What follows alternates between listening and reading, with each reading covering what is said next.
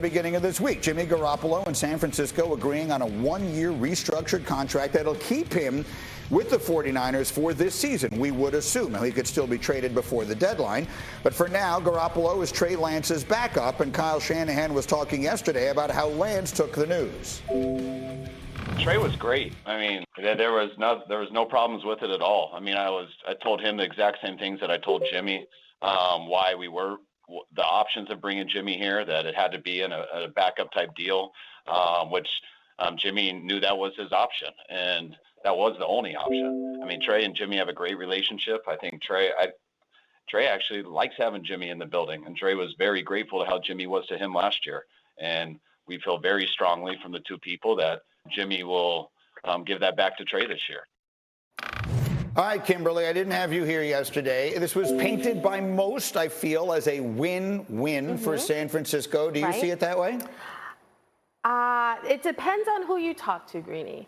Because if you talk to the 49ers, which I have, they feel really good. They've all along have said there's no drama in this building, even when Jimmy was practicing over on a separate field, not with the team during training camp. Everybody, clear lines have been drawn. When you talk to people around the league, the skepticism is, okay, so we went with wanting to get rid of Jimmy and that cloud of suspicion over how do we feel about Trey. So Jimmy knows this is Trey's team. Now we move forward through a few months and Jimmy's still here. That cloud is still hanging over everything. I think it makes sense for Jimmy G from the standpoint of you're back with the organization that you wanted to be with. You know this roster. You know this coaching staff, a great coaching staff. And you know that you've had success here. But the 49ers, I think if this were done by another team, let's say your Jets or some other team or Washington or, we'd be looking around like, what are they doing there? And it seems to, the narrative of we want to turn the page has quickly turned to, hey, we're all back together. This is great. It's wonderful. Look at us. I actually felt they should have kept Jimmy. I was not a fan of moving on from Jimmy because he's so important as a backup. But I understood that you want to clear the runway for Trey Lance and not have any question about Jimmy G. Well, look, and that has to be Jimmy G not having those questions because he's one of the 32 best quarterbacks in the world, so he should be starting somewhere, and I understand his feeling that way. But here's the scenario that we live with. Look, I think Trey Lance has a chance to be an unbelievably good player. The talent is ridiculous, and the setup is good for him there.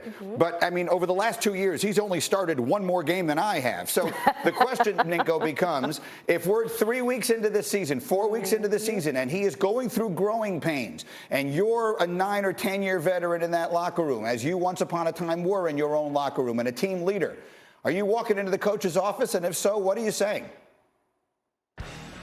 Yeah, you're wanting to sit down with the coach, and you want an explanation on why we're in the position of losing football games to help a young guy advance and have more experience. When you have a guy like Jimmy G who has won playoff games, who has been in big moments, who has a 71% winning percentage. So again, there's going to be issues that come up this year, but I would say that having Jimmy G behind a young quarterback is great for the 49ers because they have the confidence, and the players on the team have the confidence knowing no matter if we have the young guy or if we have the old guy, we're going to have a chance. Sometimes when you have a backup and you know you don't have a chance with that backup, it's almost like popping the balloon. It's like deflating. But if anything happens to the number one quarterback right now, everybody in that building has confidence in the number two. All right, we'll see. I mean, that obviously, that's the win-win piece of this thing. I think this thing is terrific until it isn't, and let's hope they never get to that point. As we continue in just a moment, Mike Tomlin may have made a decision on his starting quarterback, but he's not telling anybody what it is. So who is going to, and the marquee Sunday night matchup, week 1, will be Cowboys-Buccaneers. Yesterday, in his weekly radio appearance, Cowboys owner Jerry Jones talked about his team's narrative heading into the season. I think that we did. We came up short, and I don't want to dwell on it, but I do want to burn it in our minds. I like that, continually reminding that we need to not only get in the playoffs, but we need to get way deep into the playoffs so we got a chance. I think this team is reflecting that. So that is the narrative. Get in a better spot to stay longer in the playoff. All right, so he's definitely putting the pressure on. Caesars Sportsbook thinks Dallas is the favorite to win the NFC East for the second straight year. They have the fifth shortest odds to win the conference. It's a round they haven't reached since winning the whole thing back in the 1995 season. That history is obviously very well documented. Jerry Jones has been there for every day of it. In fact, he is the only thread of commonality through all of it. So where does this leave us? Kmart, as we listen to Jerry Jones and his thoughts here, what does it make us think? What more can Jerry say? This is him putting his team on notice, right? But I don't understand how anyone can feel this is the best Cowboys team or the Cowboys are in the best position. The only reason we're optimistic about the Cowboys is because of their quarterback, Dak Prescott, and because they play in the NFC East. That's why they're the favorite to win the division, because we don't know about Jalen Hurts yet.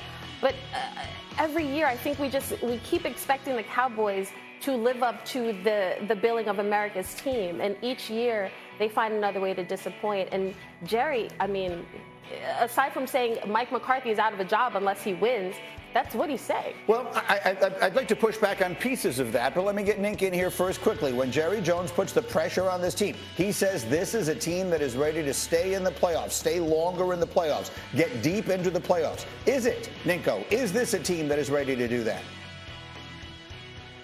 I don't think so. I think that Jerry Jones he's saying exactly what he's supposed to say as the owner of the Dallas Cowboys.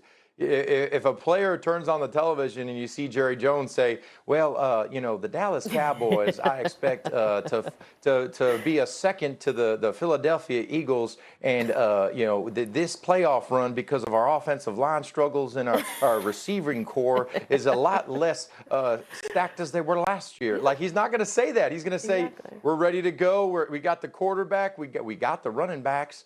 He's going to say all that stuff. So, again, he's boosted his team up. He's trying to give him some confidence. But in the back of the head, he probably knows they're going to struggle a little bit. Well, okay, struggle a little bit is reasonable. I agree. I don't think they are a juggernaut.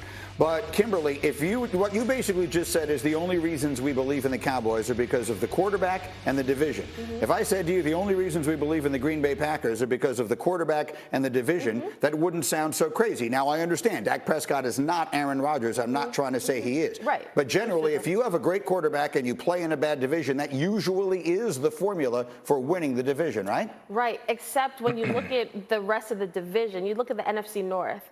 Like, the rest of the rosters don't scare you the same way. If you're the Packers, they haven't scared you in a long time. The Eagles literally have done absolutely everything they can this offseason to say we are all in. Their biggest question mark is their quarterback, and maybe very soon we won't have a lot of questions about Jalen Hurts. But outside of the offensive line, you're looking at Dak. He's coming off injury. He's healthy now, but that offensive line, that has to do with the running game, the quarterback, like everything. The wide receivers, like, there's no Amari Cooper. Michael Gallup still not there. Washington still not there. You're expecting CeeDee Lamb to take that next step, but you haven't seen it. There are a lot of question marks for a team that has poured so much money into key positions that we shouldn't be talking about the Dallas Cowboys as a question mark. I understand that, but if I were to say to you that I think that this is a team that last year actually maybe significantly underachieved, and I know they've lost a piece or two, but Rob Ninkovich, this is a team, and there's no nice way to say it. This was a badly coached football team last year. They had the most penalties for the most yards of any teams in the sport. They had clock management issues. It felt like every single week. One week the coach couldn't see the clock. Who's the head coach still? And their season ended. Well, I understand that. But my point is, if they either A, get some of that cleaned up, or B, change that, that might wind up actually being their ticket to success. Because I think whereas the Cowboys are usually overrated going into seasons because of all their fans, maybe because of some of those factors, Ninko, we are understating how good some of the players on this team are. Well, listen, they are a talented roster. They got a great quarterback. I think that you said it. It's the discipline. It's the coaching. It's the penalties. Those things, I said it yesterday.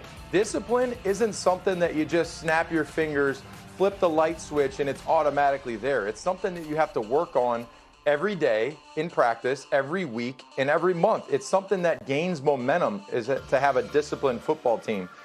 The discipline issues, just like I said yesterday, I'd have a six-pack if I had more discipline. That stuff doesn't happen like that. No, it's stuff that you do every